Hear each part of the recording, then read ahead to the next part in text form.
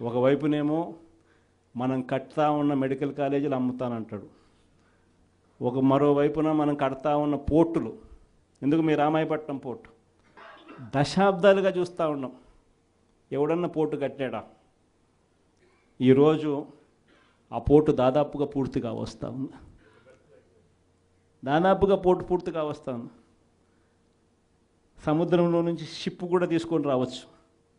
అప్పుడే మన ఎన్నికల అయిపోయే టయానికే ఒక బర్త అయిపోయింది, ఇప్పుడు దాదాపుగా రెండో బర్త కూడా పూర్తి అయిపోవస్తూ ఉంది. ఇలాంటి పోర్టులు రాష్ట్రం మొత్తం మీద మనం రాకమునుపు 4 ప్రదేశాలలో 6 పోర్టులు కడతా ఉంటే మన 5 ఏళ్లలోనే మనము మరో 4 పోర్టులు కట్టడానికి శ్రీకారం చుట్టాం. అవన్నీ ఇప్పుడు అమ్ముతాడట చెనిక్కాయలకు బెల్లాలకి. ఈ పోర్టులు కూడా అంతే, ఈ మెడికల్ కాలేజీలు కూడా అంతే. ఇది సంపద సృష్టి అని అంటారు. ఇవన్నీ పోర్టులు ఉంటే ఈ పోర్టుల వల్ల ఉద్యోగాలు వస్తాయి, ఈ పోర్టుల వల్ల రాష్ట్ర ప్రభుత్వానికి అదనపు ఆదాయాలు పెరుగుతాయి. దీన్ని సంపద సృష్టి అంటారు. ఇదే పోర్టు ఈరోజు కట్టడానికి 4,000 కోట్లు అవుతుందని అనుకుంటే, ఇదే పోర్టు ఇంకొక 10 ఏళ్లలో ఇదే పోర్టు కట్టడానికి 4,000 కాదు, కావాల్సింది 10,000 కోట్లు కావాల్సి వస్తుంది. అందుకే దీనిని సంపద సృష్టి అని అంటారు. పద్ధతి ప్రకారం అమ్మే కార్యక్రమాలు పెట్టినాడు తన దగ్గర వాళ్ళకందరికీ కూడా. ఇవన్నీ కూడా జరుగుతూ ఉన్నాయి. కాబట్టి మనందరినీ కూడా నేను కోరేది ఏంటంటే, అందరూ ఇక పోరు బాట పట్టాల్సిందే. నేను వచ్చి వెలుగొండ ప్రాజెక్టు పూర్తి అయిపోయింది. 2 టన్నెళ్లలో నేను ప్రయాణం చేసి ఈ పక్క నుంచి ఆ పక్కకు 2 టన్నెళ్ళు పూర్తి అయిపోయినట్టుగా జాతికి కూడా అంకితం కూడా చేశాను. 2 టన్నెళ్ళు పూర్తి అయిపోయినాయి. నల్లమల సాగర్ ప్రాజెక్టు రిజర్వాయర్ కూడా అయిపోయింది. 1,00,000 ఎకరాలకు నీళ్లు అందించగలిగిన మెయిన్ కెనాల్స్ కూడా అయిపోయింది. కేవలం మిగిలిపోయింది ఏమిటనంటే R&R కింద డబ్బులు ఇవ్వడం. ఆ R&R కింద ఆ రిజర్వాయర్కి సంబంధించి 1,200 కోట్ల రూపాయలు డబ్బు ఇస్తే నీళ్ళు నింపేసేయచ్చు. అదొక్కటి మాత్రమే ఇప్పుడు చేయాలి అని చెప్పి, ఈ సంవత్సరం చేయాలి అని చెప్పి పోస్ట్పోన్ చేసినాం. ఈ సంవత్సరం చేయాలని అక్టోబర్ లోపల, అంటే జూన్ నుంచి అక్టోబర్ మధ్యలో చేసేసుకొని అక్టోబర్లో నీళ్లు నింపడానికి మనం పూర్తి చేసిన ప్రాజెక్టును ఈ రోజుకి అంతే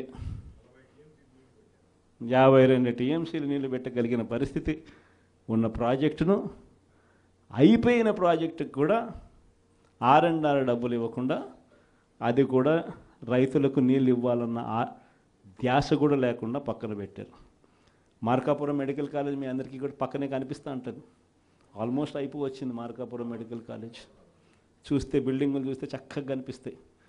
అది ఇప్పుడు అమ్మడానికి సిద్ధమంటాం. ఆశ్చర్యం నిజంగా ఇలాంటి వాళ్ళని చూస్తూ ఉన్నప్పుడు. ఈ నెల 3 ప్రోగ్రామ్స్ పెట్టినాం.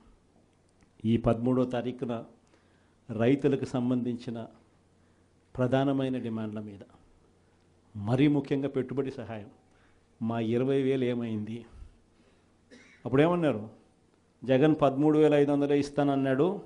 ఆ 13,500లో కూడా 6,000 రూపాయలు PM కిసాన్ అని చెప్పి అన్నారా లేదా? అంటే ఎలాంటి ఇంప్రెషన్ ఇచ్చినారు? వీళ్ళు ఇచ్చే 20,000 ఆ PM కిసాన్ 6,000 కాక, అది కాక మీరు 20,000 ఇస్తానట్టుగా ఇంప్రెషన్ ఇచ్చినారా? ఇప్పుడు ఏమైంది? అది పోయింది, ఇది పోయింది. ఎప్పుడేమైంది? అది పోయింది, ఇది పోయింది. ఇది నిలదీసే కార్యక్రమం. ప్లస్ ప్రతి చోట కూడా ధాన్యం పండించే ఏరియాలలో మరీ ముఖ్యంగా ఎక్కడ కూడా MSP రావడంలో, ఎవరిని అడిగినా 300 రూపాయలు 400 రూపాయలు తక్కువ రేటుకు అమ్ముకోవాల్సిన పరిస్థితిలో ధాన్యం కొనుగోలు జరుగుతూ ఉన్నాయి. ఎక్కడ కూడా ఉచిత పంటల బీమా, ఇంతకుముందు మన ప్రభుత్వంలో ఈ క్రాప్ చేసి ప్రతి ఒక్క రైతుకు ఉచిత పంటల బీమా అందుబాటులోకి తీసుకొచ్చాం.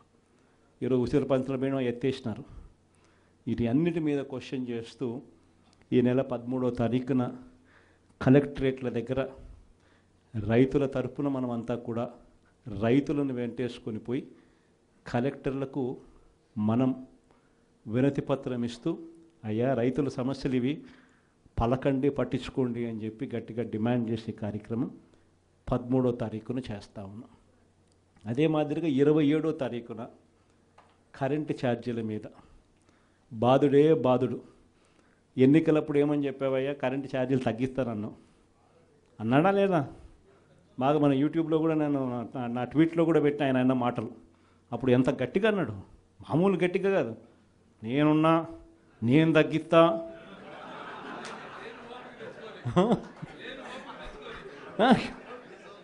మాటలన్నీ కూడా మామూలు మాటలు కాదు. తీరా వచ్చిన తర్వాత 6 నెలలు తిరక్క మునిపే 15,000 కోట్ల రూపాయలు బాధుడే బాధుడు ఉట్టి కరెంటు మీద. సో దీన్ని క్వశ్చన్ చేస్తూ 27వ తారీఖున జనవరి 3వ తారీఖున ఫీజు రీఇంబర్స్మెంట్ అందక పిల్లలు ఇబ్బందులు పడతా ఉన్న పరిస్థితులు. మనం ప్రతి 3 నెలలకు ఒకసారి పిల్లలకు 3 నెలలు అయిపోయిన వెంటనే ఫీజులు ఇస్తూ ఉన్న పరిస్థితి మన ప్రభుత్వం. విద్యా దీవెన, వసతి దీవెన క్వార్టర్ అయిపోయిన వెంటనే 3 నెలలు అయిపోయిన వెంటనే 4వ నెల వెరిఫై చేసి 5వ నెలలో పిల్లల తల్లుల చేతుల్లో డబ్బులు పెట్టి పిల్లలకు విద్యా దీవెన, వసతి దీవెన కింద పూర్తి ఫీజు రీఇంబర్స్మెంట్ మనం ఇస్తూ ఉంటే, ఈరోజు ఈ జనవరి వచ్చేసరికి 4 త్రైమాసికాలు, ప్రతి త్రైమాసికం తర్వాత ఇస్తూ ఉన్న మన పాలన 4 త్రైమాసికాలు అయినా కూడా పట్టించుకొని చంద్రబాబు పాలన. జనవరి, ఫిబ్రవరి, మార్చ్ సంబంధించిన త్రైమాసికం ఏప్రిల్లో వెరిఫికేషన్ చేసి మేలో ఇవ్వాలి. మేలో ఎన్నికలు అయ్యాయి అంతే. జూన్ వచ్చాడు, జూన్ 4వ తారీఖు అంతే. ఆ నుంచి స్టార్ట్ అయింది. జనవరి, ఫిబ్రవరి, మార్చ్ పోయింది, ఏప్రిల్, మే, జూన్ పోయింది, జూలై, ఆగస్ట్, సెప్టెంబర్ పోయింది, అక్టోబర్, నవంబర్, డిసెంబర్ 4 త్రైమాసికాలకు సంబంధించి విద్యా దీవెన పూర్తిగా ఎగరగొట్టాడు. వసతి దీవెన కింద ప్రతి ఏప్రిల్లో మనం ఖచ్చితంగా క్రమం తప్పకుండా పిల్లలకు బోర్డింగ్ అండ్ లాడ్జింగ్ ఖర్చుల కోసం ఇస్తూ ఉంటుంది. ఈరోజు చంద్రబాబు నాయుడు ప్రభుత్వం వచ్చిన తర్వాత ఈ సంవత్సరం పూర్తిగా 0. ఈ విద్యా దీవెన, వసతి దీవెన అందక పిల్లలు ఇంజనీరింగ్ చదువులు మానేసి పొలం పనులలో పనులు చేసుకుంటా ఉన్న పరిస్థితులు. కాలేజీ యాజమాన్యాలు ఫీజులు కట్టకపోతే కాలేజీలకు మేము రావద్దండి అని చెప్పి చెప్తా ఉన్న పరిస్థితులు. ఫీజులు కట్టకపోతే నీకు సర్టిఫికెట్లు ఇవ్వమని చెప్తా ఉన్న పరిస్థితులు. సో ఆ పిల్లల తరపున జనవరి 3వ తారీఖున విద్యా దీవెన, వసతి దీవెన ఎందుకు ఇవ్వడం లేదయ్యా అని చంద్రబాబు నాయుడు ప్రశ్నిస్తూ దాని మీద ఒక ధర్నా.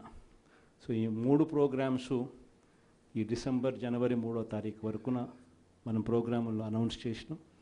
ఈ 3 ప్రోగ్రాములు విజయవంతం చేయడంలో మీ పాత్ర చాలా అంటే చాలా అవసరము, చాలా అంటే చాలా క్రిటికల్ అన్నది కూడా ప్రతి ఒక్కరూ కూడా గమనించవలసిందిగా మీ అందరితో కూడా సవినీయంగా కూడా ప్రార్థిస్తా ఉన్నా. ఇది కాక నా ప్రోగ్రాంలు పార్టీ బిల్డింగ్ గురించి కూడా చెప్పాలి. ఎందుకనంటే మన పార్టీ గ్రామ స్థాయిలో కూడా మన పార్టీ బలంగా ఉంది. కానీ బలంగా ఉన్న ఈ పార్టీని ఆర్గనైజ్ స్ట్రక్చర్లోకి తీసుకొని రావాలి. ఆర్గనైజ్ స్ట్రక్చర్లోకి తీసుకొచ్చే కార్యక్రమంలో భాగంగా పార్టీలో క్రియాశీలక మార్పులకు ఇప్పటికే నాంది పలికినాం. నా ప్రోగ్రాం కూడా సంక్రాంతి తర్వాత జనవరి 3వ వారం, జనవరి 4వ వారం నుంచి నా ప్రోగ్రాం కూడా ప్రతి పార్లమెంట్లోనూ నేను కూడా వచ్చి 2 రోజులు అక్కడే నిద్రపోతాను. ప్రతి బుధవారము, ప్రతి గురువారము ఒక్కో పార్లమెంట్ నియోజకవర్గంలో అక్కడే ఉంటా. బుధవారం 3 నియోజకవర్గాలు, గురువారం మరో 4 నియోజకవర్గాలు, మొత్తంగా ఆ 2 రోజులు అక్కడే ఉంటూ శుక్రవారం కూడా అవసరాన్ని బట్టి అదే జిల్లాలో ఉండే కార్యక్రమం చేస్తూ ఉన్నాం. ప్రోగ్రాం కూడా మనం పెట్టబోయే ప్రోగ్రాం పేరు కూడా కార్యకర్తలతో జగనన్న పార్టీ బలోపేతానికి దిశానిర్దేశం అనే పేరుతో ఆ ప్రోగ్రాంలో పార్టిసిపేట్ చేసే కార్యక్రమం చేస్తా ఉన్నాం. యుద్ధం అంతా ఎలా ఉంది అని అంటే విపరీతమైన చంద్రబాబు నాయుడుతో యుద్ధం చేయడం లేదు. మనం ఓ ఈనాడుతో యుద్ధం చేస్తున్నాం, ఓ ఆంధ్రజ్యోతితో యుద్ధం చేస్తున్నాం, ఓ TV5తో యుద్ధం చేస్తూ ఉన్నాం. వీళ్ళందరూ కాకుండా ఒక చెడిపోయి ఉన్న ITDP అనే ఒక వ్యవస్థతో కూడా యుద్ధం చేస్తూ ఉన్నాం. వీళ్ళంతా ఏంది, రోజు డైవర్షన్ పాలిటిక్స్, నెల ఒక డైవర్షన్ పాలిటిక్స్. ఒక అబద్ధం వేస్తారు, ఆ అబద్ధాన్ని మనం తుడుచుకోవాలి. ఈ రకమైన డైవర్షన్ పాలిటిక్స్తో రోజు యుద్ధం చేస్తూ ఉన్నాం. ప్రజలకు చేసిన మంచి ఏది లేదు, ప్రజలకు చేసిన మంచి ఏది కూడా చెప్పుకునేదానికి ఏమీ లేదు. కాబట్టి మట్టేయడమే, బురద వేయడమే అదే పనిగా పెట్టుకున్న ఒక వ్యవస్థతో యుద్ధం చేస్తాం. ఈ వ్యవస్థ లేక యుద్ధం లేక మనం కూడా చేయాలి అని అంటే మీలో ప్రతి ఒక్కరూ కూడా, ప్రతి ఒక్కరికి ఫేస్బుక్ పేజ్ ఉండాలి, ప్రతి ఒక్కరికి వాట్సాప్ ఉండాలి, ప్రతి ఒక్కరికి యూట్యూబ్ ఉండాలి, ప్రతి ఒక్కరికి కూడా ఈ మాధ్యమాలలో ట్విట్టర్ అకౌంట్ ఉండాలి, ప్రతి ఒక్కరికి కూడా మనం కూడా ఈ మాధ్యమాలలో మనకు కూడా ఉండాలి. ఎక్కడైనా మన గ్రామంలో ఏదైనా అన్యాయం జరుగుతున్నప్పుడు టకాని ఫోటో తీసి మనమే ప్రశ్నించాలి. ఎందుకు పెన్షన్ ఇవ్వడం లేదు ఈ అమ్మకు, ఇదిగో ఫోటో. ఎందుకు మా గ్రామంలో మా స్కూల్స్లో నాడు నేడు ఆగిపోయింది, ఇదిగో ఫోటో. ఎందుకు అమ్మఒడి రావడంలా, ఎందుకు మా విలేజ్ క్లినిక్లో పరిస్థితి ఇంత దారుణంగా ఉంది అని క్వశ్చన్ చేస్తూ ఫోటో తీయడం, క్వశ్చన్ చేయడం, అప్లోడ్ చేయడం, ఇలా ప్రతి ఒక్కళ్ళం తయారు కావాలి. ప్రతి ఒక్కళ్ళం కూడా ఆర్గనైజ్ పద్ధతిలోకి మాదిరిగా పోయి గ్రామ స్థాయిలో మనం ప్రజలకు దగ్గర కాగలిగే కార్యక్రమం ఖచ్చితంగా జరగాలి. లేకపోతే వీళ్ళు చేస్తూ ఉన్న వక్రభాష్యం మామూలుగా లేదు. ప్రతి ఒక్కరి మీద బురద జల్లడమే, ప్రతి ఒక్కటి అబద్ధం చెప్పడమే, ప్రతి ఒక్కటి వక్రీకరించడమే. దీన్ని తిప్పికొడుతూ ప్రజలకు దగ్గరగా ఉండే కార్యక్రమం దగ్గరుండి మనం చేయాలి. కాబట్టి ఆర్గనైజ్ స్ట్రక్చర్లో మిమ్మల్ని అందరినీ కూడా భాగస్వాములు చేసే కార్యక్రమం. రెండవ విషయం మీ అందరికీ కూడా చెప్పడానికి అందరినీ కూడా రమ్మని చెప్పడం జరిగింది.